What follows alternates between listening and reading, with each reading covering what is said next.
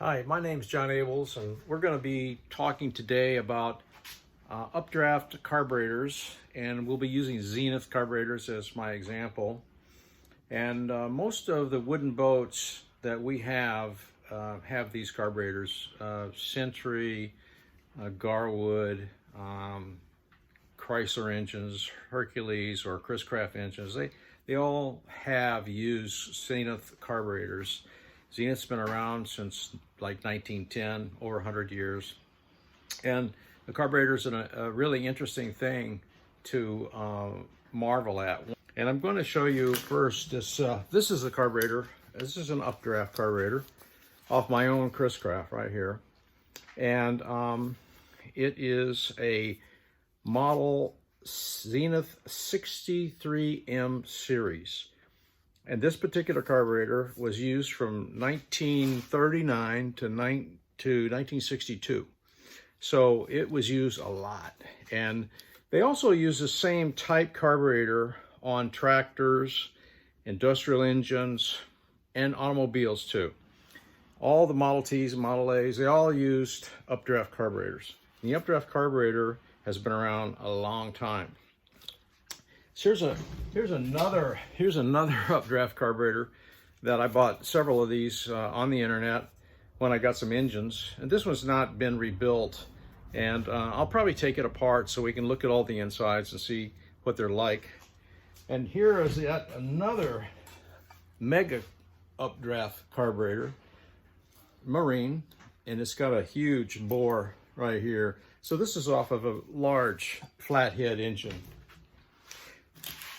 So let's talk about why are they called updraft carburetors. Well, the reason they're called updraft carburetors is because the air enters here and it comes up here and gets mixed with fuel and comes in an upward direction like that.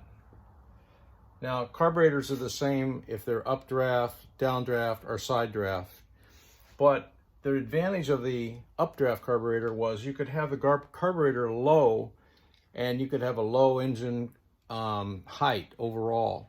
That's why in the cars they liked the updraft carburetors originally, because they could keep the overall height of the engine very low.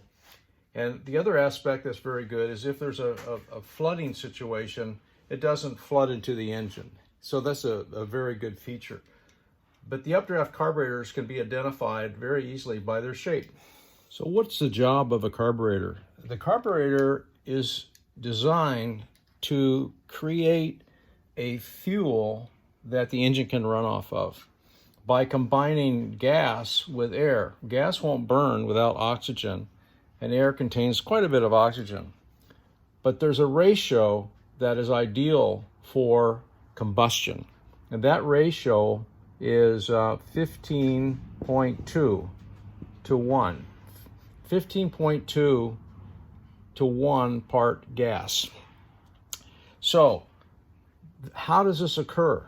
Well, the air comes into this horn through this flame arrestor, and then it comes up this area here, and at this point right here, gasoline is admitted to the air through a special system called a Venturi.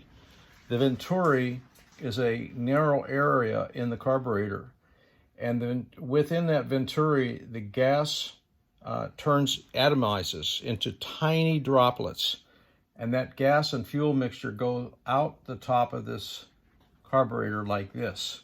And we're going to talk a little bit further about how vaporization occurs, the scientific aspect of it, but just a second on it. We're going to take just a second to explain how the gasoline mixes with the air.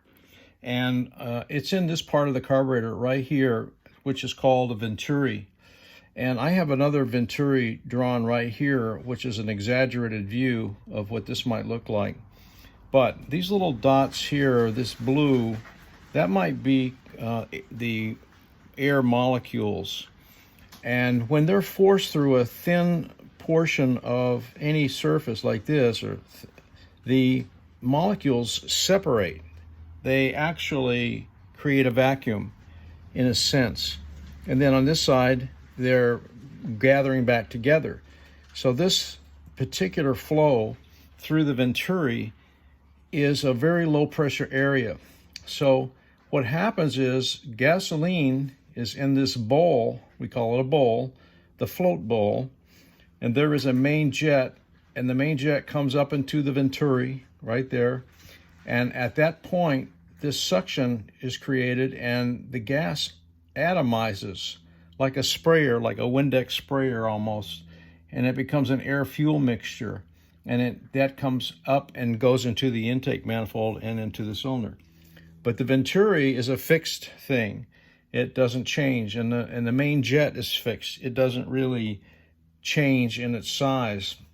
You can adjust the main jet here with a main jet adjustment screw, but we're going to talk about that a little bit later.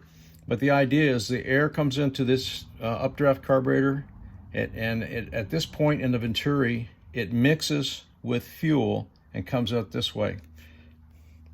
We're going to discuss how does the gas get into the carburetor. Of course, there's a fuel line, which we all know about. The gas flows through here, down through a little screen, and comes into this bowl right here, and it fills up the bowl with gas. But something has to stop it from keep it from going over, and in that case, there is a float with a little needle and seat that stop the flow. Inside the carburetor is a bowl that is cast in there, and inside that bowl we have the floats, and there's two floats, one on each side of the bowl, and we're going to show this to you in a little bit. Those floats will drop when the gas is being sucked out of this bowl by this main jet or other by the idle system, and then the float will go back up and shut off the gas coming in. So there's a constant action of this float going up and down, admitting gas into the bowl. And in some cases, if your engine is not performing at high speed, you might have a what they call a float level too low. So this level might be too low when it needs to be a little bit higher. And you can adjust the level of gas in this bowl by bending the tab on this float. And I'm going to show you an absolute fuel-proof method, 100% guaranteed to work, on how to adjust a float. Now we're going to talk a little bit more about the complexity of what the carburetor has to do. And remember, we said that the ideal fuel to air ratio was 15.2 to 1 air to gas for the most favorable combustion. But here's the reality. When you start the engine, the ratio has to be completely different. And when it's idling, it's different. And when it's in mid-range, it's different. And when it's in high speed, it's different. So the carburetor has to deliver the correct ratio during all these variable speeds. For example, starting, it needs to be about 11 to 1, not 15 to 1. So the carburetor is designed to have the ability to deliver the right amount of fuel for the RPM that we're achieving. Idling is when there's no load whatsoever on the engine, and most of these engines will idle at around 500 to 550, 600 RPM. And then when you get to about 1200 RPM, the idle network doesn't really even take place, having any contribution to the fuel. So we're going to talk about how the carburetor is designed to accommodate these different things. And I think one of the things I'm going to be talking about is what are the adjustments on our carburetor that you can make to improve the running when you have these different conditions. One thing that's kind of interesting is this updraft carburetor, like any carburetor, the air comes in and mixes and goes through this Venturi area, which I explained.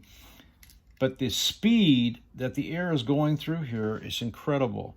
This speed of the air, when you're running at pretty much full throttle, is over 500 miles an hour. And the amount of time that air is right here in this little portion of it's such minimal, it's unbelievable. That's why the adjustments are important. but the speed is incredible. After the fuel becomes atomized right here, it goes up into the intake manifold, which is up here, and I don't have it drawn here. But the atomization isn't truly vaporized. What we need for that is heat. That's why these exhaust manifold and the intake manifold are next to each other, and that's why there's a actual cooling device that goes right here, right in the intake manifold up here. And with heat, the atomized mixture becomes more vaporized. And so the idea is to get the particles as finite as possible. So if you have an engine that's running cold and it's not heating up, the fuel will not be vaporized as much. And you'll notice black, more or less, if it's too rich, you're going to see black soot around the exhaust pipe on the inside.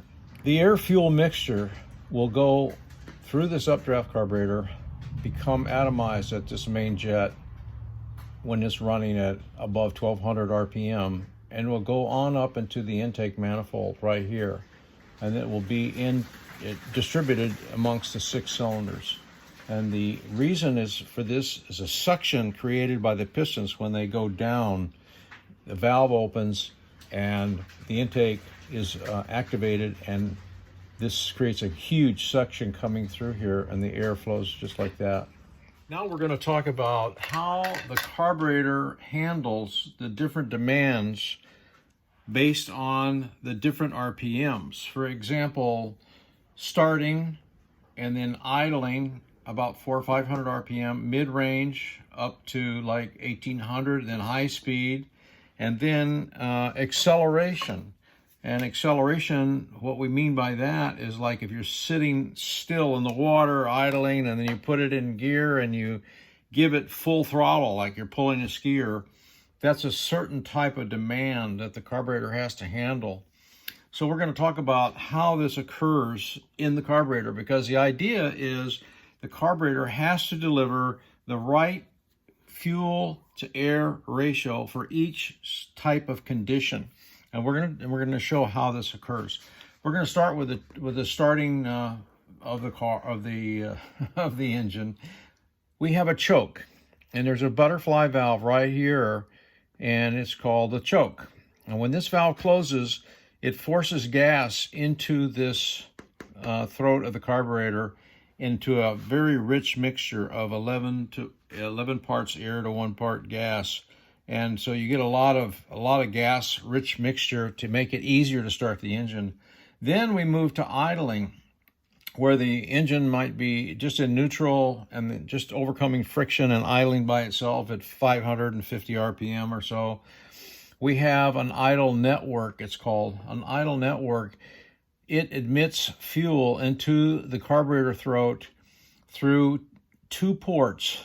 One of them up here, slightly above the throttle plate right here. This is the throttle plate, and one below.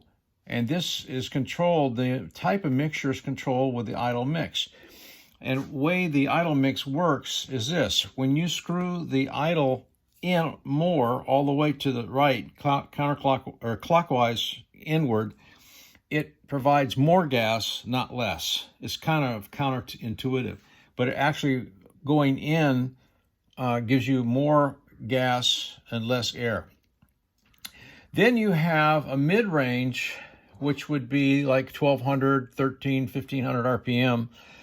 And the main jet is not, it produces too much fuel into the Venturi for the vehicle, for the engine's needs. I said vehicle, sorry. Anyway, so what happens is there's something called an economizer. An economizer is ingenious, and what it is there's actually a valve port built into the shaft of the throttle, and it goes up from a vacuum up here in the intake manifold. It comes through here, comes all the way around to the float, the bowl, to the float, the bowl, and applies a vacuum here, which makes the gas flow less into the main jet. and it provides less gas into the stream. So the economizer basically leans out the air-fuel mixture at mid-range. And then when the throttle is opened up all the way, which would be up and down, that then goes to the high speed is the main jet, and that's this, and it will be putting out as much fuel as you can imagine.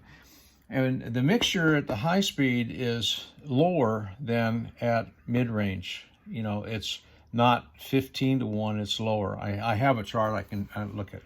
Now the main jet, there is a adjustment for the main jet right here. This adjustment controls how much fuel is admitted into this main jet.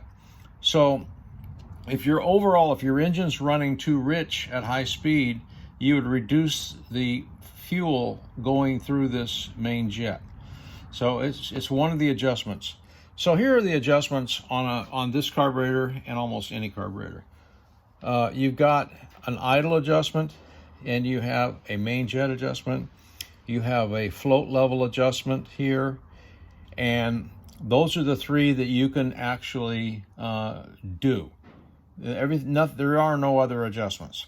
You can adjust the positioning of this choke, but there's no real adjustment.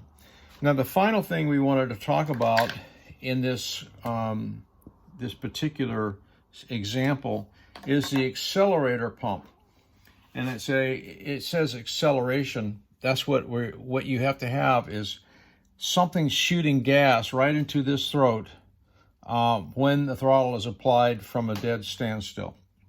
So these are the networks, 1, 2, 3, 4, 5.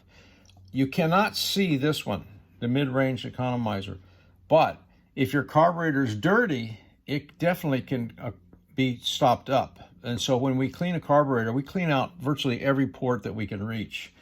So those are the main networks that control the air-fuel ratio at various RPM.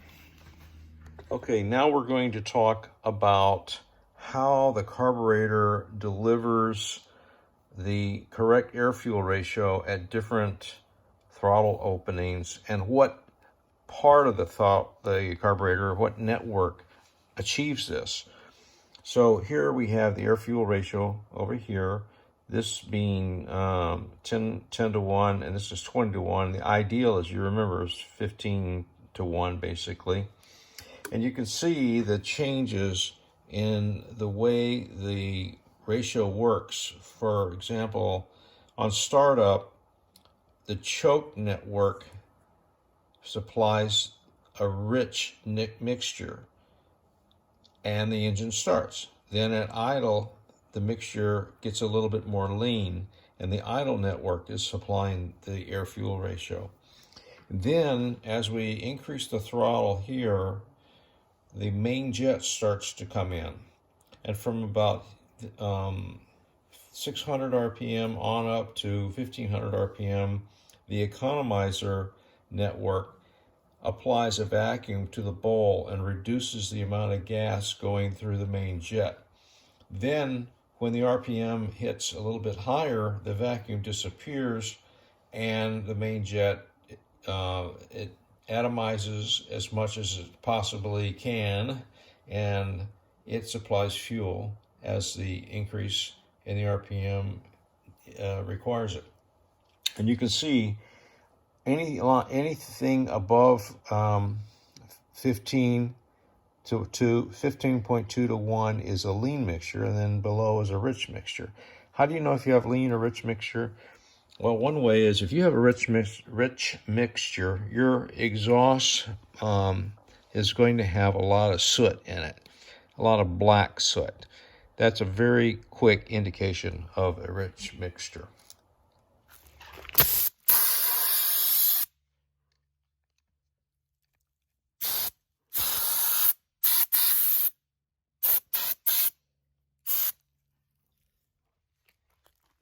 Well, we're now going to take this carburetor apart.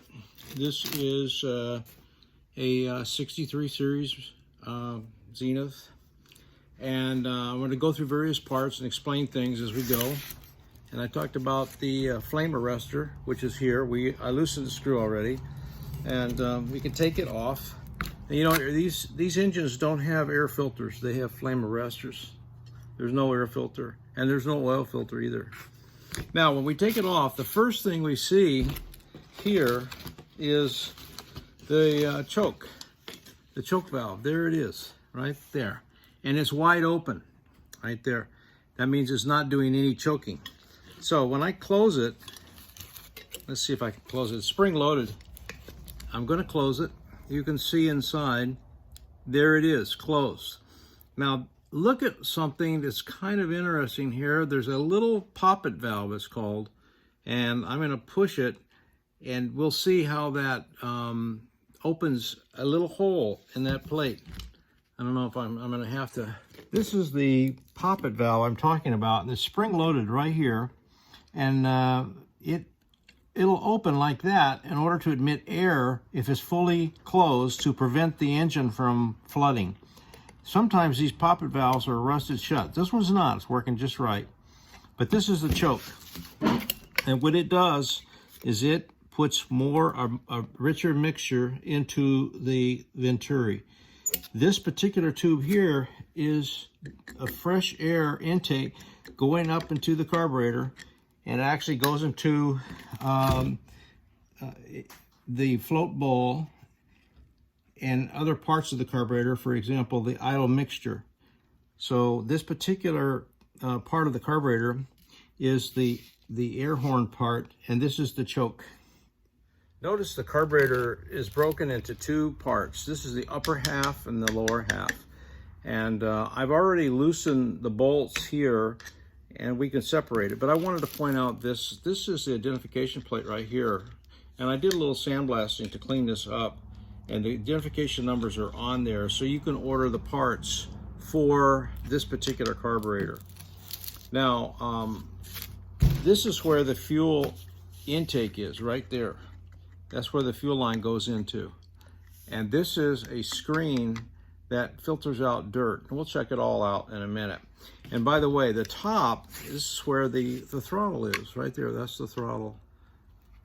Open, close. This would be full throttle when it's open, and this would be idle when it's closed. Okay, I've got the bolts out. And like I said, this is an older carburetor. I've never opened it up before and have no idea what condition it's in inside. It's a little rusty, but I'm sure it's been rebuilt before, because I can see that the little bolts are have some wear on them. We're gonna take the top off right now, and let's see what we got. Okay, so this top part contains the floats, which are right here. And it's interesting, you see there's this particular float is bent. And that wouldn't really matter. The main thing is, does it float? And this is the accelerator pump I was talking about. This is the plunger. And the way it works is when you start the engine, a vacuum occurs, and it actually pulls this down. It pulls it down, and then when you open the throttle, it actuates the pump. But this is how the floats work. You see how they're down? That would be admitting gas right now to the bowl. And then it stops there, right here. I'm gonna show you a trick right now. The easiest way to adjust a float is, it's simple. You don't need any measurement, any rulers or anything. You simply look and see, is this parallel? Is this parallel to this plate? It has to be exactly parallel. And you can see this one is not exactly. It needs to be down a little bit more. And you simply adjust that by bending this portion right here. So this, I don't think this would have any impact on the operation, but it's not exact. So it's easy to do that. The second thing I'm going to show you right here on this part is the Venturi I talked about. This is the part that is called the Venturi. It's a closing in of the throttle body, and the air coming through here is coming in at a faster pace. We talked about that. So here you can see really evidently the accelerator network pump right here, the floats, and the Venturi upper portion. And we also could see the throttle. And by the way, this is your throttle speed adjustment screw, which happens to be bent on this thing. That determines how closed the throttle is. Okay, we're going to keep going. And this casting here shows very clearly the bowl. This bowl right here is where those floats fit down inside. And this is the main jet orifice right there. You can see it. It's hollow, and there's a lot of rust in here. We can clean all that up. And I think this carburetor probably will be fine. But the fuel, you can see the fuel goes into the bowl right here, and it goes down this hole right here into this area here. Now, for whatever reason, I don't know, I'm going to take this off. The main jet adjustment is not in place. I have no idea where it is, but we're going to undo this, but it should have an adjustment there. So a couple of things I'm going to point out on this lower half are here. You see these holes? They all mean something. They all mean something. All these ports have a function. So what we would do is we would want to make sure that the main jet is clear. How do we do that? Well, you use carburetor cleaner, and you use like a needle like this.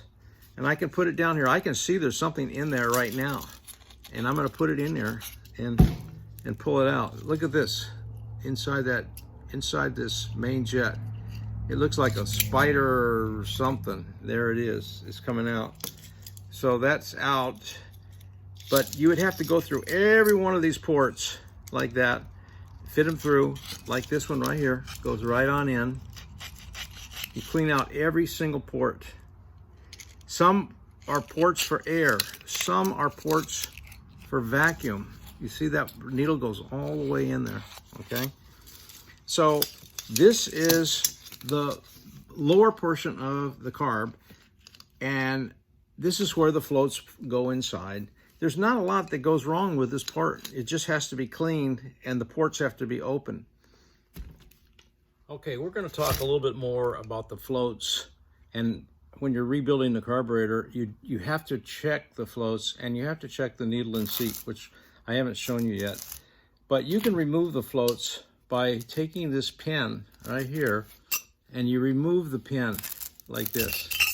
Right there, that pin comes out. And the floats, here are the floats, right there. They fit into the bowl, which I showed you earlier. I'll move this bowl, just like, oops, like this. You see? They're in the bowl. And they go up and down in this bowl. Now the bowl has this shape for a reason. They found out through the years of testing and such to prevent a lot of sloshing of the carburetor, because the same carburetor was used on tractors and everything else. They had to have a system and a design that would keep the fluid level inside the bowl pretty good and level. Now, the floats, let's talk about this. How do you know they're any good? I mean, they're probably 60 years old, but how can you tell if these things are any good? Well, there's a really easy way. You put a pot of water on the stove and fill it about 4 inches deep and let it come to a boil, just before a boil, and you drop these inside. And if you can see oxygen coming out of here, then, or any bubbles coming out, then the floats have a hole in them. You can buy floats pretty easily on the internet. And there are a lot of different sizes, so you have to be careful to get the right ones. But they're not terribly expensive, and they're available. Now, in here is the needle and seat. Now, I'm going to pull this out, and there is the needle right here. I'm going to set it right on there. That's what it looks like. Here, I'll grab it with these things right there. That's the needle. You see the needle? It's got a kind of a sharp pencil shape to it. And this portion right here is called the seat, right there. and inside it's tapered, and this can come out pretty easily. I haven't taken this out, but it will come out. It's brass. It comes out very easily. You can turn it out and you can put new ones in if you want to put a new one in, but typically they can be refreshed simply by putting a wooden dowel and a drill and run it down there and clean it up. You see, there it is. And I'm looking down there and it looks pretty clean. This carburetor could be rebuilt using a rebuild kit, which I'll put an example on very easily, and it would work just fine. I'm sure of it. The accelerator plunger, the spring is good. It's pretty corroded here, but we can get rid of a lot of that. And like I said, all these ports are important, especially like right here. Right in this area, we have vacuum, we have fuel jet right there. That's cleaned out. You do all this and clean all of the ports. Then you reassemble it with a gasket, making sure that you don't mess up anything covering those ports. This is the screen filter that filters the fuel coming in here from the fuel line, and we're going to unscrew it, and I'm going to show you. This one's shot pretty much, and you can see that it actually has a hole in the bottom of it, and it's full of dirt, full of sand. So this would have to be replaced, but it's easily done. And there's a gasket that goes on here, and without that gasket, this thing will leak, and you don't want any leaks.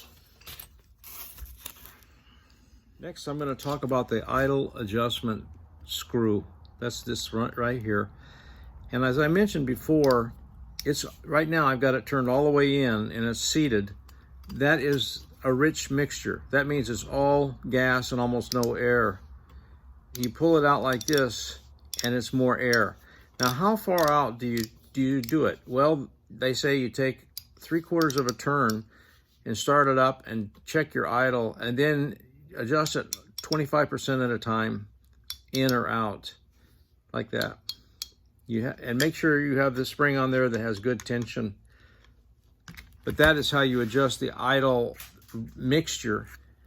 The idle speed is adjusted with this screw, and it bottoms out right there, and it keeps the throttle from closing all the way. Open and close. One thing I didn't show is the accelerator pump well. This, of course, is the bowl for the floats.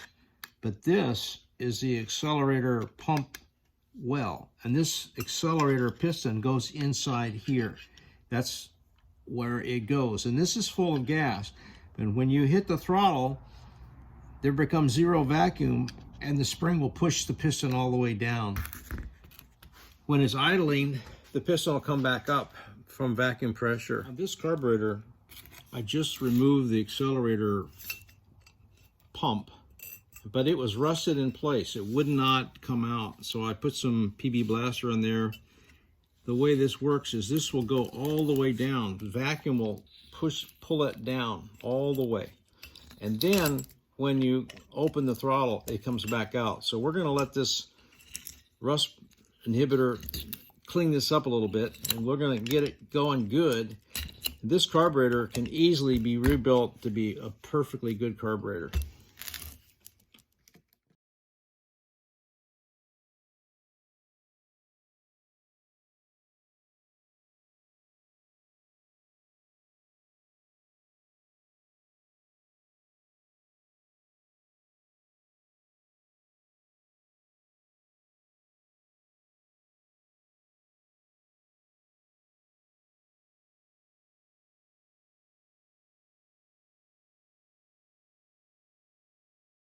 Out of the accelerator pump, and if your boat is having a problem when you hit the gas and it just bogs out and it won't run, this is going to be the problem. It's either binding up or the vacuum to it is not sufficient. Of the accelerator pump well and the bowl, and as we talked about before, this fills up with fuel. This is a really good shot of the main jet nozzle, it's called, right here. And the fuel comes upward. The air-fuel ratio comes right here. The air comes here and it atomizes right here. And you can see there's vacuum ports, and this is a fuel port. All these have to be cleaned out and free of any debris. Here is something you're going to need when you clean the carburetor, and this is on Amazon, and you can see it's $13 and change, but it contains all of the little needles that you would need to clean any port in almost any carburetor. So you really need to have something like this if you're going to rebuild a carburetor. Picture of a carburetor kit, and one of many different ones available. This particular kit has a lot of gaskets, but some of these gaskets, you don't use all of these. This one kit might fit several different carburetors, but it does have a new needle and a new seat, and there's a washer for it right there, and there's a pin for the float to hold the floats in place. And so this type of a kit is readily available, and they're not too expensive.